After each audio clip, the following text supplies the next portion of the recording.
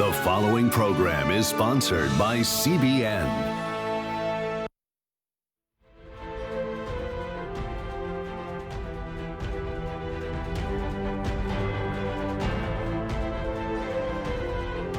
Well, I welcome you to the special election edition of the 700 Club. It's been a really tight race for the White House as we come on the air. And right now, Joe Biden seems to be leading in the Electoral College, but it looks like President Trump is on his way to victory, especially when you count Florida. It looks like he's winning Florida. We're not sure about the vote in Pennsylvania, whether they're going to allow all those votes to be counted in the Philadelphia area, but so far he's ahead. He's up a little bit in North Carolina and Georgia, but we're not sure about all the votes in Fulton County and DeKalb County in Georgia. But nevertheless, the race is going to be decided in the upper Midwestern states of Pennsylvania, Ohio, Michigan, and Wisconsin. And of course, out west in Arizona. Now, we could see lawsuits over the election in most of these states. My prediction is that Trump is going to win, and he's going to do a tremendous job of it. And it looks like the Republicans are holding the Senate and are picking up a number of House races, especially here in the state of Virginia. Well, let's go over to our chief political analyst, David Brody. And David, give us the detail of what you see coming on right now. Pat, I got to tell you, this is working out as best as possible for Donald Trump tonight. What we saw early on in Florida, in Miami-Dade County, was, let's be honest about it, Pat, it was historic. I mean, what he did in Miami-Dade, he got 45% of Miami-Dade County. Miami-Dade County, as you know, Pat, heavily Latino. 70% of that district or that county is Latino. He got 45%. He did 33% in 2016. So his numbers were up plus 12 in the most populous district in Florida. And that's why most likely when they call it later tonight or early in the morning, he's going to win Florida. And then, Pat, if we can go, and I don't know if we can take the map as we've been kind of showing throughout. Go ahead, please. Yeah, please. Let me tell you and take you down to Michigan.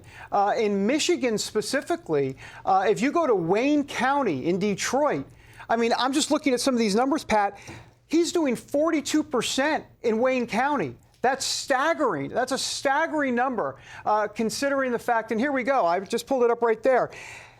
With about 44% in inner city, Wayne County, kind of Detroit, that area right there, Biden's only beating Trump by 13 points. In other words, he's doing better with African Americans tonight across the country. And if we can just go, Pat, if I can show you, as we go national and go down into Pennsylvania, let's go over to what I've been calling PA 20 tonight. Take a look at this, Pat. And here it is, down in Philadelphia County, 32% in. But look at Joe Biden's number, 77%. He's winning 77% of the African-American kind of vote there in Philadelphia County. Well, guess what? Everybody might say, well, that's great, isn't it? No. Hillary Clinton won 82% of that vote. So Joe Biden is down with African-Americans. He's down with Hispanics across the country right now. And that is why Donald Trump is winning Florida. He's probably going to end up winning North Carolina. He's winning Ohio. I mean, this is setting up pretty nicely for him tonight, Pat. Well, David, we've been talking about the Hispanic vote, and has he been playing he said, we're never going to let this country become communist. And they just are looking at Castro, when those Cuban Americans say we can't stand this.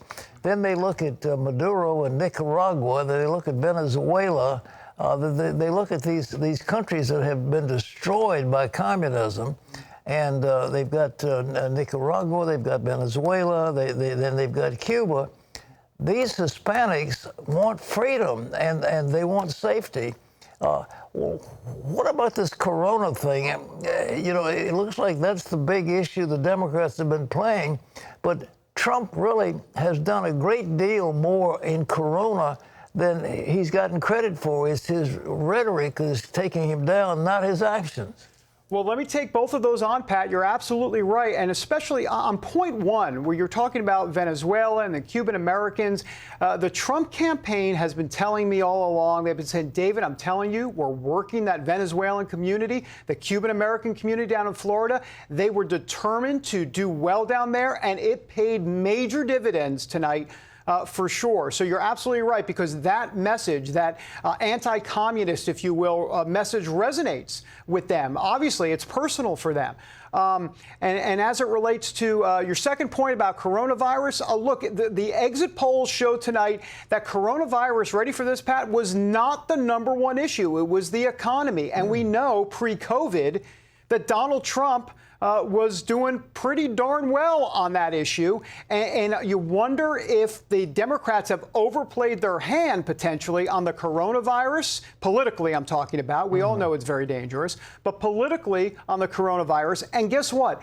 Remember how they kept talking about health care? Yeah. Number 6 on the list tonight for folks in the exit polls. Pre-existing conditions. Well, now, let's look at Trump apparently has lost New Mexico, but he should be winning Arizona, and that is a key state, again, with the Hispanics. So have you got any figures on Arizona yet? Well, Pat, I'm glad you asked that. We just checked in about 15 minutes ago on Arizona, and the big Maricopa County wasn't in. But let's go back there again, and let's just in real time take a look. There we are in Arizona. As we look at Maricopa, look at that, Pat. Maricopa County, if I click on it, well, here we go. We actually do have some figures. Biden is leading by about 10% or so, but we don't have final figures. That's in Maricopa County. So that's obviously the big county. And look, the way this is going to shape up for Biden tonight, if he doesn't win Florida and if he doesn't win North Carolina, then in essence, what's going to end up happening is that he's going to have to win somewhere else, which will be Arizona. And Pat, we just understand now that Fox News has actually called Florida for Donald Trump. And so this is working out pretty well. Look, Joe Biden is going to have to do well in Arizona. Here's the problem. As we saw in Miami-Dade County tonight, Donald Trump's doing very well with Hispanic Americans, and that should bode well for him tonight in Arizona as well. Well, it looks like Trump may well take Nevada, too. I mean, those casino workers, they're looking at a shutdown, but in Pennsylvania, that was a key state, and Biden really put his foot in the mouth when he said, I'm going to do away with fossil fuels. And there's so many people in Pennsylvania that are dependent on petroleum and depending on the oil products, and they'll be out of work. And have they stopped counting in Philadelphia? Is that the deal where they're not calling Pennsylvania yet? Well, not yet in Philadelphia. Let's go to let's go to Pennsylvania real quick and take a look. And if you look down in Philadelphia County, and of course it's not just Philadelphia County, as you know, Pat, we've got Montgomery County and Bucks County, and some of that still has yet to come in. It's 34% still only reporting in Philadelphia County. But look in the upper left of the state, Erie County. We've done stories on the 700 Club about Erie County. Now, Erie County went for Obama in 2008, went for Obama in 2012, and then switched over to Trump in 2016. When we go to the map and we click on Erie County, well, look at this.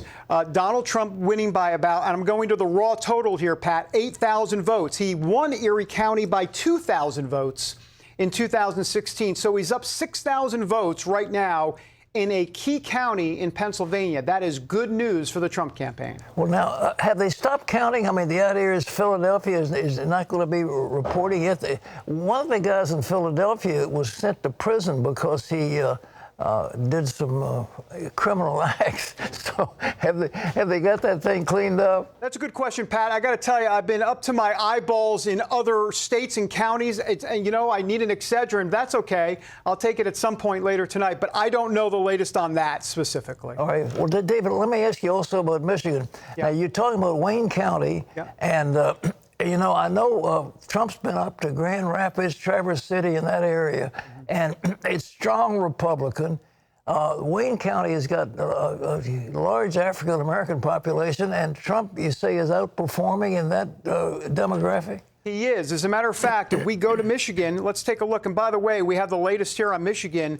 We look at that. Trump's up by 11 points right now in Michigan with about 43% of the vote reporting. Now, of course, we've still got quite a ways to go in Michigan. But let's look at Wayne County. Here we go, Pat. I'm clicking on it. And these are the real-time numbers. Donald Trump is at 42%, 116,000 votes so far out of Wayne County. That is an astounding number. He was at 30% in Wayne County in 2016. He's up 12 percentage points in 2020. And if we go quickly, so that's a big deal. And if you go to the right here, a little over to, let's go to Macomb County here, if I can eventually find it. I'm sure it's around here somewhere. There it is. Macomb County. Look at this number that Donald Trump is doing in the Reagan Democrat County. You know all about Macomb County. Oh, yeah. Yeah, absolutely. look at what Trump is doing, Pat. I mean, Trump is doubling Biden in Macomb County. Now, he won Macomb County solidly last time, but not by this much. I mean, his numbers are up. So what we're seeing tonight, Pat, is that it appears at this point, and we've got a ways to go, but it seems at this point that the ground game that the Trump campaign had talked about all along is coming to fruition. It is materializing, and now we just have to wait and maybe get an hour of sleep tonight. David, you know, that's the blue wall for Biden. I mean, you're looking at Michigan, Wisconsin, Pennsylvania, you know, possibly Minnesota. It looks like Trump has a real shot at Minnesota, even taking a Senate seat. Am I right there? Yeah, well, Minnesota's pretty early right now. We can go there. I'll just double check Minnesota because I got to tell you, Minnesota was one of those states that Trump would need if things were not going well, but apparently things are going pretty well. So let's take a look at Minnesota.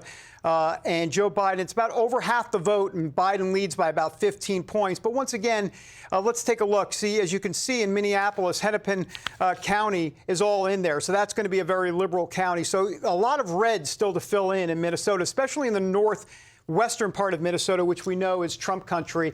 And what we're seeing tonight, Pat, is not just red on the map. We're seeing blood red on the map. And that makes all the difference in the world for sure. Well, it's just astounding to me. I mean, now Wisconsin's pretty much the same thing. I mean, has he got a pretty good shot at Wisconsin? Yeah, he's winning. He's winning in Wisconsin. I'll just double check that. He was winning, and it always changes. So let's just double check that. We're going to do this in real time. Here's Wisconsin. And indeed, Trump up by 4 points in Wisconsin with 60% of the vote in, and that's good news. In Madison, Wisconsin, look, 84% is in Madison. So that's good news for Trump because they're, well, how do we say this? A bunch of liberals over there.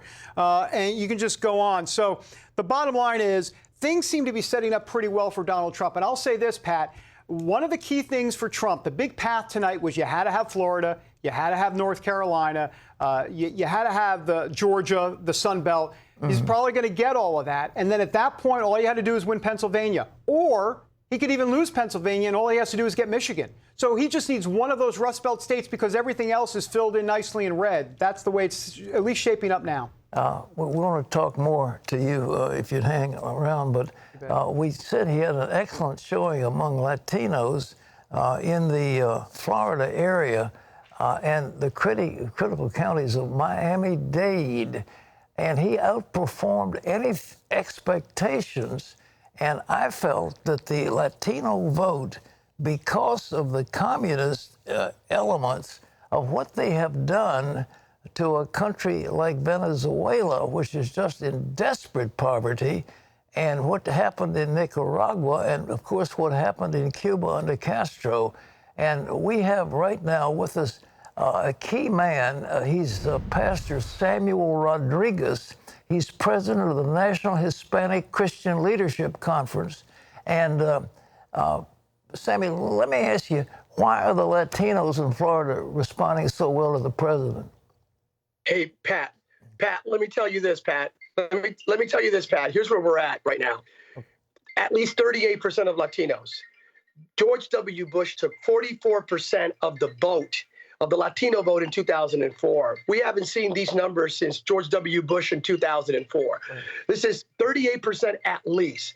Latinos in Florida, not just in Florida, but in Texas, and I would argue now Arizona, even in Pennsylvania, from Reading all the way down to Allentown, that Lancaster 222 route, Latinos have just emerged as America's firewall against socialism.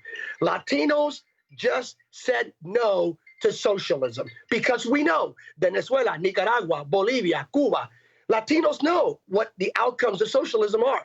So Latinos just said no. The Hispanic community in America just emerged as the antidote to AOC's socialism, Bernie Sanders' socialism, the hard left socialism agenda. But it's not just socialism. Why did Latinos in Miami turn? It's not just socialism. It's late-term abortion. Latinos are the most pro-life community in America, according to Pew Research. So because this idea, this democratic obsession with abortion on demand, including late-term abortion, that's why Latinos gave Florida to President Trump. And we said no to the riots. No to socialism, no to late-term abortion, no to the riots, that's anarchy, and no to the perpetual lockdowns. You're going to see that this is the first day where the Republican Party, the conservative movement, just placed an engagement ring on the Latino community. We're not married yet, but it's the beginning of an interesting journey. Well, the truth is that Latinos make up about 16 or 17% of the total population. African Americans are about 14%. So you're not the largest. I mean, you're the second largest ethnic group in the country. And when I look at the states and you go all the way across the board, when you go from Florida and you go to Texas and you go to New Mexico and you go to Nevada and you go all the way across, this is going to be the most powerful voting group besides maybe the evangelicals, and they'll all be working together. Go ahead. Pat, keep an eye on Nevada. Keep an eye on Nevada. We have an incredible amount of evangelical Latino churches in Nevada, mega churches. Matter of fact, the president attended one of our churches with one of our pastors recently. Keep an eye on Nevada. And again, Pennsylvania, from Reading, from Lancaster, all the way to my home city of Bethlehem, Pennsylvania, where I was raised, there are a bunch of Puerto Ricans and Dominicans who attend Bible-believing churches. So because of this anti-socialism, this let's defend life in the womb and out of the womb, this commitment to limited government and this pushback on the riots, you're going to see Latinos, I would argue, Latinos may very well be the reason why President Trump will once again emerge as president of the United States and gain this second term. It may be que viva la resistance, que viva la revolución. Viva la revolución. All right. Well, they say in Spanish, my brother, nos vemos. Hasta mañana. Hasta mañana. God bless you. All right. Well, let's take a look now at what John Waggy has got. John, talk about the House. I've seen some House races. I mean, for example, Nick Freitas in the 7th District won a term. It looks as if we're going to have a Democrat here in the 2nd District of Virginia. What's happening in the House? Pat, I don't really know. I know that the networks have one network has called the House for the Democrats again this year. I'm still, I guess, not ready to concede right now because there are too many outstanding races and the votes still need to be counted. And there's some strange things going on tonight, it seems. So we'll have to wait until the counts come further in. I'm not believing. You said that the Republicans will flip the House. I didn't agree with you on that, but we'll stay, as they say, agnostic and see about it. But we're looking. You said 17 races. There are a whole lot of people in Orange County, California. We haven't even gotten to California. That's right. The polls are just closing there. Yeah, they could very well come in. But here in Virginia, there are a number of races already in the House where there has been a change, a dramatic change up and down the line, including the 2nd District here where we live. That's right, Pat. And those races, they've been the Republicans in several districts had big leads, and they were still in the vote counting process when we went to air with when I was doing the other states with David. So I haven't seen an update for a while on those House races. But Virginia, very strange things were going on. All right, well, let's talk then. If you don't have all the House, how about the Senate? It looks like Susan Collins may well pull it off. In Maine, you thought she might lose. Cory Gardner is clearly going down to Hickenlooper, like you predicted. Right. In Colorado. It's not looking great for Joni Ernst right now in Iowa. I'm surprised because, she would. Well, how about McSally in Arizona? Is she going to take it? She's not winning with the vote that's been counted so far, Pat. But President Trump's down in Arizona as well. It's interesting. There seems to be a parallel with McSally and President Trump in Arizona, and President's deficit in Iowa, along with Joni Ernst's deficit. So it may be that the counties that are still coming in will, push them forward. But it's not looking too good for either one of those right now. John James, on the other hand, in Michigan, is doing quite well now, and pending further counts, he's got a pretty decent lead on his opponent, Gary Peters. You've got some other races, though, that you were looking at in the Senate. There's a race in Montana. We haven't heard too much about Gaines. No, we haven't heard about Steve Daines in Montana running against the current governor, Steve Bullock. And so we've also got in Minnesota, that race tightened up considerably between Jason Lewis and the incumbent Tina Smith. I haven't seen results on that, but I know that currently Minnesota is running behind for President Trump, and it's probably that way with the Minnesota Senate race. But those are still outstanding races, and so it isn't a lost cause for the Republicans by any means right now. Well, Mitch McConnell had a tremendous race against him. He heavily funded woman, and he won that race in Kentucky. And it looks like they're calling it in South Carolina for Lindsey Graham. That's right, and I understand he's made an acceptance speech. So he will be. I think he returns, Pat, to become the budget chairman if the Republicans keep the Senate. Well, he's done a great job in judiciary, but you've got. I'm trying to think. You've got Tommy Tuberville. He's a coach from. As expected, he will be the new senator-elect from Alabama.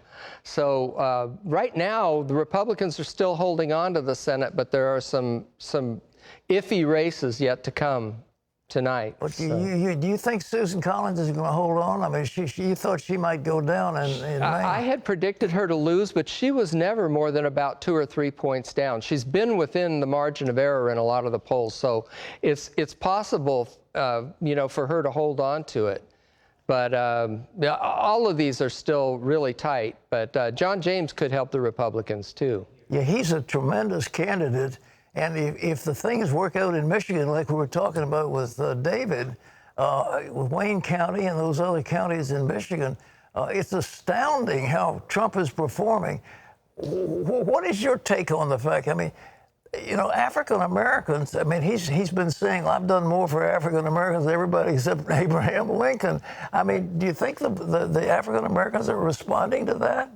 I do think so, to an extent, Pat, and I think especially among African American males, I think that they are responding more to the message now that we've been in the Democrats' pocket for the last 60, 70 years, and what has it really gotten us? I think that a lot of rappers and other people have been raising that issue and raising that question, and I think that it's telling in the vote, at least to an extent, and we'll have to wait till we see what's completed. But from Michigan and from Philadelphia County and some other places, it looks like that is a factor in this race. Well, John, we want to hear some more of you, but I think we've got some more going on. John and Jenna have got something else for us, so I'll throw it to you guys. That's right. Thank you, Pat. Well, Pennsylvania is considered one of the most important states in this election, along with Michigan, Wisconsin, and Arizona. And they all have one thing in common, Pat, and that is we may not know their results until several days yet. And one reason why is because of the huge mail-in voting. Yeah, the Supreme Court recently ruled that Pennsylvania can allow mail-in ballots up to 3 days after the election, as long as they're postmarked by today. Political analysts, of course, are pointing to what happened in the New York primary earlier this year as a sneak peek of what we could see this time around. Well, Pennsylvania is one of the most important states in this election, along with Michigan, Wisconsin, and Arizona. So one thing we have in common, we might not know the results for several days. And so I think that's it. And Jenna, the Supreme Court had a ruling that you might want to talk about, too. Yeah, the Supreme Court recently ruled that Pennsylvania can allow mail-in ballots up to 3 days after the election, as long as they're postmarked by today. As I mentioned, political analysts, though, they're pointing to that New York primary earlier this year as really, I mean, that could be what we see happen this time around. We'll have to wait and see. All right. I suspect the most likely kind of post-election litigation is over the rejection of absentee ballots. Again, going back to the New York primary, 1 in 5 ballots were rejected by election officials for not complying with state legal requirements, and litigation was then filed contesting the rejection of those absentee ballots. And I suspect that's the same kind of litigation we might see after the general election. Okay. Your thoughts on that? All right. Well, Jace Sekulow we tried to get him to come to a board meeting at Regent University. He said, I've got legal work for the president. I think there are any number of lawsuits that are going on. There have to be poll watchers. And the thought that somebody might try to steal the election. And the biggest problem that we've got is that if we do not know who the winner is, and this thing is dragged out for several days, it's going to lead to chaos in our country. So let's go back over to Dave Brody. He's on top of some of these other situations. And tell us about Pennsylvania again. Well, Pat, there's so much to talk about. This is fascinating here. If I can go to the big map, that's what I've been calling it all night, Pat, I've decided. It's called the big map. And let's go to Pennsylvania. And when we go to Pennsylvania, look at Philadelphia County. That's where I go right away. And that number for Biden, I'm sorry, I don't mean to laugh, but it just keeps dropping. Philadelphia County, heavily African-American county. Hillary Clinton did 82% in this county. Biden was at 80%, then he was at 77%. His number keeps dropping. It's now at 76%. That is just a problem for him in Pennsylvania. And Pat, if I can just go over to Wisconsin, wait till you see this number, Pat. Let's go over to the national map and then go into Wisconsin, which right now Donald Trump leads by about 5,000 votes. But look at Milwaukee County, once again, African-American county. And as we click on it, okay, Joe Biden has look at the raw vote count there, between 123,000 and 81,000. So it's about 40,000 votes or so that he's beating Trump. Well, guess what? I just did the math. In 2016, Donald Trump lost Milwaukee County by 160,000 votes. He's only losing Milwaukee County, Pat, by 40,000 votes. That's 120,000 votes he made up in predominantly African-American county, Milwaukee County. Pat, the story tonight is Miami-Dade and Hispanics turning out there, and most likely in Arizona and other places. Pennsylvania, as Sammy Rodriguez said. And the African-American vote is way down for Joe Biden in Philadelphia, in that area, in Milwaukee, and also in Cleveland, and quite frankly, in a few other places, too. Thanks, David. We're going to bring you back with more of the key races. We're going to give you the numbers of where we stand right now on the presidential. And we'll be back with more of tonight's special election update and with a look at the top issue for many voters, the economy.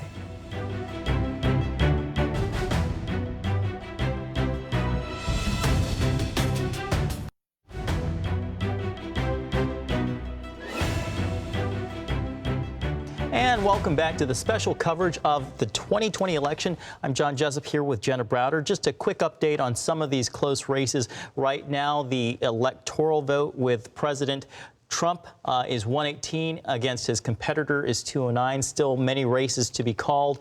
Some of the Senate races, Democrats right now have 44 seats.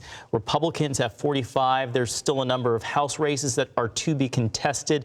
And just to update, Fox News has called the Arizona race for Mark Kelly. Mark Kelly defeats incumbent Senator Martha McSally in Arizona. And one last update, Donald Trump is called as the winner of the state of Utah. Jenna. Well, there are a lot of issues voters had to contend with this election. The economy is once again the #1 concern for many of them. And recently, the Gallup poll asked a slightly different question of the Ronald Reagan question that he famously asked during his 1980 debate with President Jimmy Carter. Would you say you and your family are better off now than you were 4 years ago, or are you worse off now? Well, 56% said yes, while 32% said no. With so many people rating the economy as the top issue, that likely helped President Trump at the polls today. But some experts warn that Joe Biden's plan could hurt the economy. For more on that, let's go back over to Pat. Well, a friend that's been on this show and a tremendous economist is Steve Moore. And Steve is with us. He's an advisor to the Trump campaign. And Steve, let's talk about Biden's economic plans. He claims that it's centrist. He claims he's not a part of the Green New Deal. But is he giving way to Bernie Sanders, who has spent his honeymoon in communist Russia? What do you think?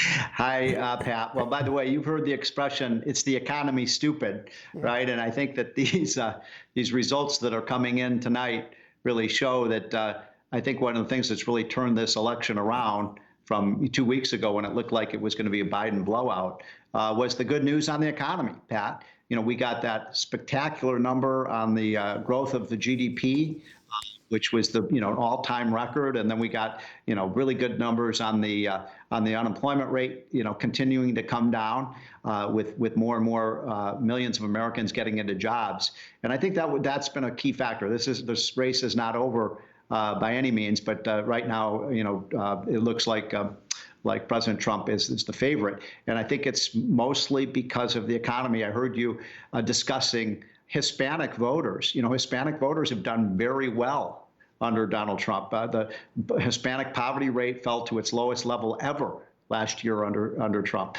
Hispanic incomes grew to their highest level. So I think that's kind of the story here. And the other story is that Biden is, embraced a very left-wing agenda. You mentioned the Green New Deal. How do you win Pennsylvania and Ohio by promising to destroy 500,000 jobs there that are related to the oil and gas industry, and the same thing in Texas and Oklahoma and so on. So I think Biden really foolishly embraced a very left-wing Bernie Sanders agenda. Well, Steve, this Green New Deal, are they actually going to engineer all of the office buildings, and they're going to cut out airplanes, and they're going to cut out automobiles? I mean, what are they going to? We're talking about trillions and trillions of dollars. And AOC and some of this group are seemingly driving the whole agenda.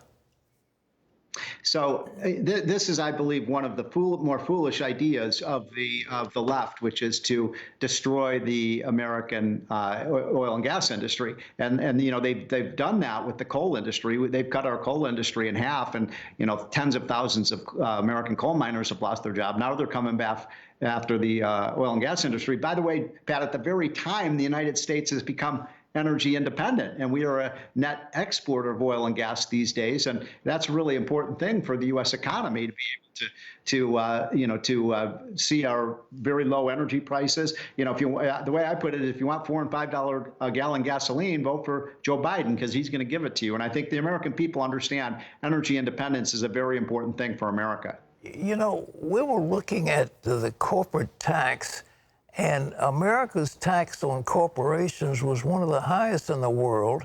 Trump has brought that down to more manageable levels, and so Biden is slamming away. All Trump cares about is millionaires, but it looks like what he's going to do is tax. He said, "I won't tax anybody except those making whatever it is, a couple $100,000 a year or more." But the truth is, he really plans about $4 trillion in tax raises, doesn't he? This, I think, was a big mistake for the Biden campaign, was to campaign on the largest tax increase in the history of the United States. And, you don't have to be an economist to understand that higher taxes are bad for the economy, not good for the economy. And you mentioned the corporate tax.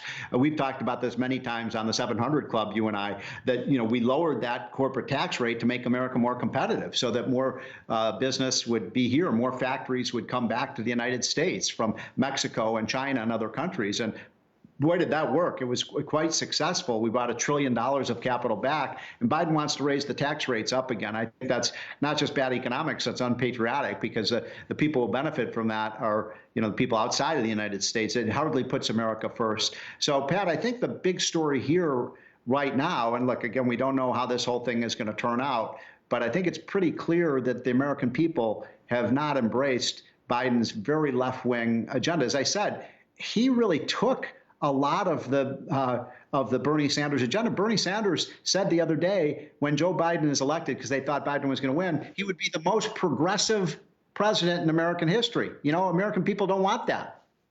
Well, do you think he's a stalking horse? Biden is a stalking horse for the left, that Kamala Harris is really the most liberal senator in the whole United States Senate. She just laughed at it, but when she was asked that by a 60 Minutes reporter, but she really is, isn't she? I mean, she embraces all of this left-wing stuff, which would raise taxes and cripple the economy. Well, you have to embrace that if you're going to be the most liberal senator in the U.S. Senate. By the way, she's to the left of Bernie Sanders. I mean, that's pretty hard to do. How do you get to the left of Bernie Sanders? But she found a way to do it. And so I think the American people have rejected that ticket. I'm just surprised the Democrats have moved so far to the left. I looked at every Democratic platform from 1960 through this year. And think about the people who've run. That's been Walter Mondale and George McGovern and Jimmy Carter and Hillary Clinton. And Biden's agenda is way to the left of any of those. So I just was surprised the Democrats did not run as a kind of moderate party. They ran as radical left-wing progressivism. And I pray tonight that the American people and the American voters have rejected that agenda, because it would cause millions of Americans to lose their job. And it would I think, if Biden were to win, I think the United States would surrender our economic superpower status to China, because we'd be doing so much damage to our own economy. Do you give any credence to this business about Hunter Biden and the money from China, that when Biden was asked who the greatest threat to America is, he stalled for a while, then he said, "I think it's Russia." He wouldn't mention China. Do you think there's any credence in some of that stuff? It was on the New York Post, but it's been debunked by so many on the left. What do you think?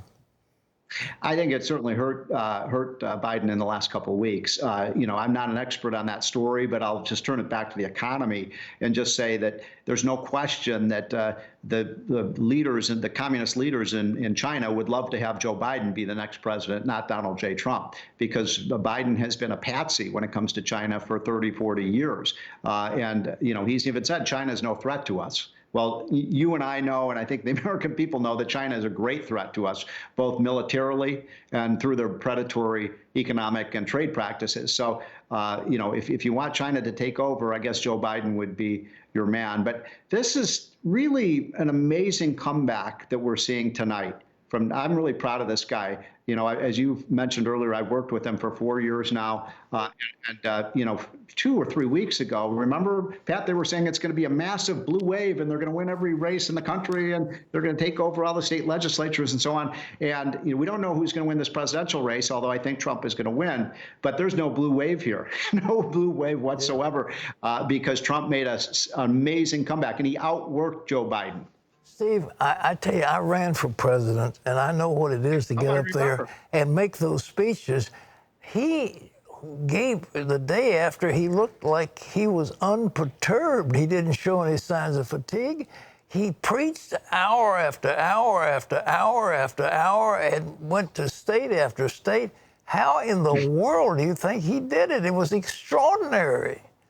I'll tell you the answer to that question, Pat. Donald J. Trump is a freak of nature. The guy is inexhaustible. I mean, I'm 14 years younger than he is, and I couldn't keep up with him on the campaign trail. So he's amazing. He loves it. He loves the American people. He loves to get out in front of those crowds and you know, have fun with the audience. And he's one of the most amazing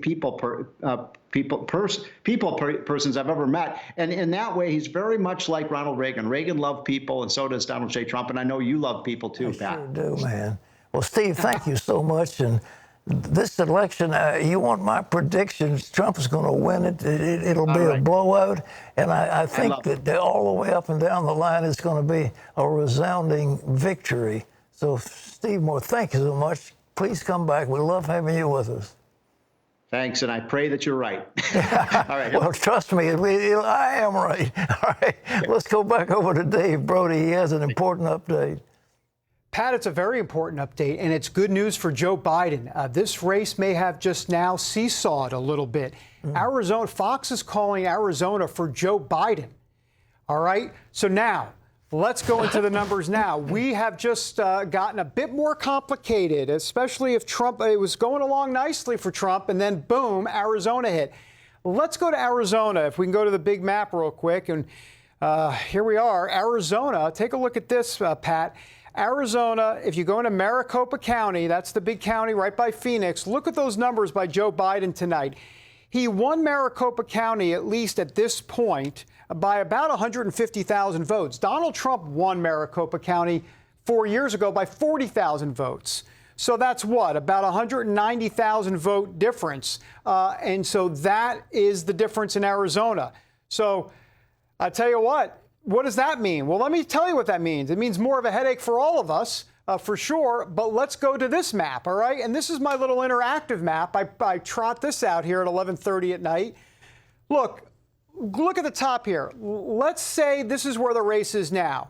Okay, and what the reason I'm saying it's 228 Trump, let's say 227 Biden. Let's go to the map. I'm going to give Trump Florida because we assume he's going to win Florida, even though that technically hasn't. Well, actually, it has been called, I believe, by Fox. Is that right? But AP hasn't called it. So he's got Florida. But now look, if he's at 228 and Arizona down here, Pat, has gone to Biden, how does Trump get to 270? Well, let's go through it. Let's give him North Carolina. Let's put that in red. He's at 243. Should we give him Iowa? I guess we'll give him Iowa. That puts him at 249. Well, look at this, Pat. Let's give him Pennsylvania, and oh boy, we have a tie at 269. If he wins Michigan, there you go. He can win both. But here's the thing. If we go ahead and just get out of all of that, and let's say he doesn't win Pennsylvania and he only wins Michigan, he's still short. He would have to win Wisconsin as well. The point simply being is that somehow, some way, he's got to probably now win 2 of the 3 Rust Belt states. Before it was just Pennsylvania. It was moving that way. Now it's become tougher. He's got to win 2 of the 3, Wisconsin and Michigan, Michigan and Pennsylvania, whatever you want to do. And over here is Nevada. That could be a wild card in all of this, because if Nevada goes red for Trump, then it makes it easier. The bottom line is we got a more complicated map all of a sudden because Joe Biden just won Arizona. You've made it more difficult so people can't sleep as well. So, in other words, we won't know the winner till tomorrow morning, maybe. Yeah, for sure. But Sammy Rodriguez said he thought, without question, we're going to win Nevada, that there's Hispanics who. And also, I understand those casino workers are so afraid that Biden will shut the casinos down that they'll lose their jobs. So well, and Pat, one interesting part here, and I'm curious to see what Nevada is going to look like, because the Trump campaign, when I've asked them about Arizona, this was their tone. Yeah, I think we're going to win Arizona. It was that. Whereas with Nevada, they were like, we actually feel good about Nevada. So they were more confident about Nevada than Arizona all along. I think we're seeing some of that tonight. We'll see if Nevada is actually a key state that could maybe put Trump over the top. Wouldn't that be a kick? Interesting. Well, you know, when I was running for the nomination, I must say I won Nevada, and I won Vegas, and among my delegates, one was a pit boss, another was a cocktail waitress. So great people in Vegas. All right. Well, thanks, John. It's been a fun evening so far, but tomorrow we're going to have to wait to see exactly what's going to happen. I really believe that Pennsylvania is going to go for Trump, and North Carolina and Nevada. John Waggy, what is your prognostication to keep the White House? Well, I'll tell you, David covered it pretty well. He's got to win two of those big states, Michigan, Pennsylvania. Minnesota's still outstanding. He's got to get some votes in the upper Midwest now. And, of course, Nevada would help in the math. I think it's 4 electoral votes, but it's going to be tight. And I know on the Senate, Pat, there is it looks like Joni Ernst has pulled back into the lead from the last that we can see, and also Susan Collins is leading in Maine as of the latest check. So Republicans may still cling on by their fingernails to the Senate, but we won't know that probably tonight either. You've got a potential in Michigan, John James, and you've also got one in Minnesota, possibly, right? That's right. That's right. And right now, Minnesota is colored light blue on the map, so I guess that means that President Trump is behind in Minnesota. But if he can bring Jesse Lewis with him, I know Lewis did an amazing charge in the polls over the last 10 days. Whether the polls are correct or not, we'll find out later this evening, I think. But also on the House races, Pat, I did want to mention that Scott Taylor is leading Luria here in the 2nd District of Virginia, and also Donna Shalala lost her seat tonight to a Hispanic American woman in I believe it's the 17th District. She was the high priestess of political correctness when she was chancellor out there in Wisconsin. Yes. Well, yeah. Let's turn now. What about the role of Christians in this election? And let's go back over to John and Jenna to see what they can tell us about that. We'll have more on that in just a moment, but a quick update on some of these races. We want to mention that Fox News has called, actually, let me retract that. Fox News projects that the state of Ohio will go to President Trump. The state of Ohio, again, Fox News is calling for Donald Trump. There are also a couple of Senate races that we'd like to highlight. The most recent is Cindy Hyde-Smith for Mississippi. She will retain her seat in Mississippi, and Kelly Loeffler will go off in the runoff and take on the Democratic challenger. His name is the Reverend Raphael Warnock. He will challenge Kelly Loeffler in the runoff. Jenna. It also looks like Susan Collins will hold on to her seat in Maine as well. But Pat, to your point, one of President Trump's most important constituencies, and one that definitely helped power him to victory in 2016, is white evangelicals. The president won 81% of those Christians, and he's aggressively courted them again this year. But some political analysts have questioned whether or not the president can repeat that performance this time around. Pat? The evangelicals have been voting about 88%, 83 to 85% for freedom. And I know Ralph Reed and his group have done an amazing job of working that. But David Brody, you've been keeping an eye on the Catholic vote as well as the evangelical vote. What do you think about Catholics? Well, we're seeing Donald Trump do very well in many of these Catholic counties. That's what I call them, because they're heavily Catholic in Wisconsin and Michigan and Pennsylvania. I won't go through all the numbers, and we'll forget the map for now. Just suffice to say that Donald Trump is overperforming in Catholic counties, especially many of those white Catholic. You know, Donald Trump won white Catholics by 23 points over Hillary Clinton in 2016. It'd be interesting to see the number. You know, Joe Biden's team did a lot of outreach to Catholics this time around. Joe Biden, of course, being a Catholic. And so we'll wait to see the final numbers. But so far, so good, at least, it seems, in those Rust Belt states. As for evangelicals, Pat, let me give you some numbers. I'll try to keep it very simple. But in 2016, 33 million evangelicals voted.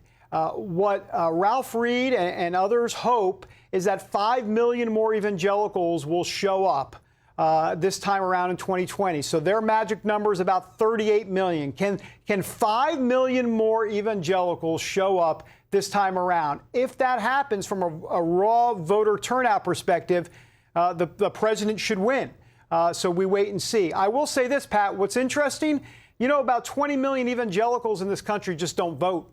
And about half of those 20 million aren't even registered to vote. So there's something to think about. Well, we're told to render to Caesar what belongs to Caesar. And Caesar, what belongs to him is honest, informed citizenship. So we appreciate it. But that Faith and Freedom Coalition has done an incredible job. Not to mention the ground game that the president's put in effect. They have done at least 10 million door-to-door interviews, and Biden has not had a ground game even close to that.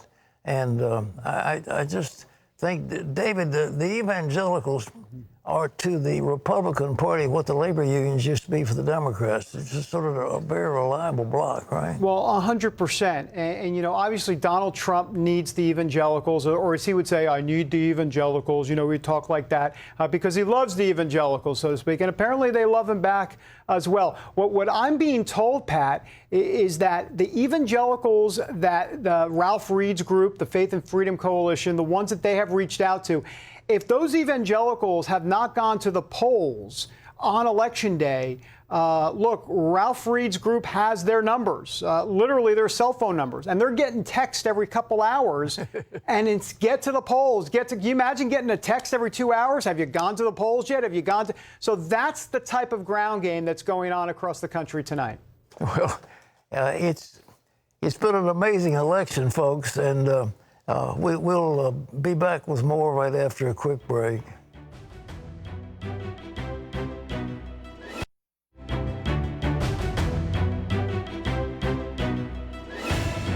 We're about to wrap up this particular election night edition of the 700 Club, but I want to get the final figures that we can leave you with tonight, and then we'll be back on the air tomorrow, and hopefully we'll have some more information. But John Waggy, tell us about the latest figures, the Senate, the Republicans, and what's the story? Right. Well, the recent news that Susan Collins has held on in Maine means that the Republicans have net lost 2 seats as of this moment, and Alabama has gone to the Republicans. So they're down a seat. But you still have John James in Michigan. Nothing has been called there. He was in the lead. And so there's Joni Ernst has been in the lead. So there's still a possibility that they could keep it with 0 losses in the Senate. But they've got some tight races. And I know that in Montana, Steve Daines is narrowly trailing the current governor, Steve Bullock, by about 2,000 votes. So that one's a dead heat right now. And of course, other state results are coming in there. So it's still tight, but they still are holding on to the Senate as of this moment. Any more word on the House? Nothing in terms of, except that Fox has called the House for the Democrats. Nothing in terms of actual numbers.